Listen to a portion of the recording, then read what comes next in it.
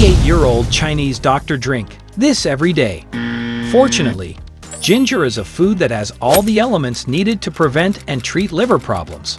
Experts suggest that ginger supplementation represents a new treatment strategy by improving the body's antioxidant activity, reducing inflammation and insulin resistance.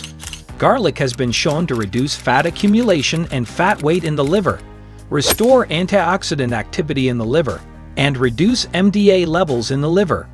Green tea is known to have very few calories and tons of nutritional benefits, and several studies have shown that it has possible benefits in treating or helping prevent liver disease.